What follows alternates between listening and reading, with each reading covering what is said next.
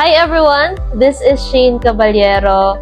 First of all, thank you so much po sa Digital Master dahil sa sistema na meron tayo at sa platform na dinevelop ng mga founders. Sobrang dami po ang natulungan na kumita part-time and full-time.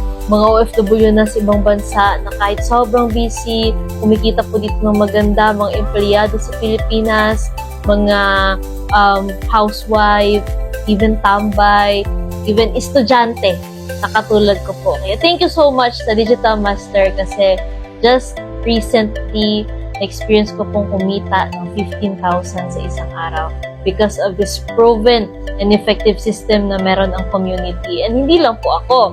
May mga ipapakilala din ako mga estudyante na katulad ko po na naghahangad lang din na kumita ng additional makatulong sa pamilya. Ngayon po kumikita ng 5 figures, hindi po bababa sa 5 figures. Congratulations din kay Coach Bea, na dating estudyante din po, kumita ng 11,000 in just one day dahil sa ating sistema. And hindi rin papahuli, congratulations din kay Coach Myra, dating criminology student, nag-college din, katulad ko po, isang college undergrad. Pero right now, nag-accumulate po ng 30,000 sa isang week dahil sa ating platform. Kung kikita ka ng 5 figures sa isang araw, for sure, kikita ka rin ng 5 figures sa isang week. How much more? Ano kaya yung resulta mo sa isang buwan?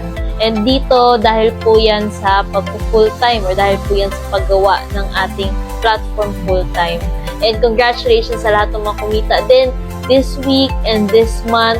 Nakakalahati ko na po tayo ng March pero grabe na po yung resulta. Kaya kung ikaw, alam mo na yung opportunity at hindi mo pa nasisimulan, simulan mo na kasi ito yung naghihintay sa'yo na resulta. O ikaw empleyado ka, mas kaya mo to kasi nakakaya nga ng estudyante. OFW ka man or kahit sino ka man, you're open here and we are here to help you. Okay, all you have to do is to decide.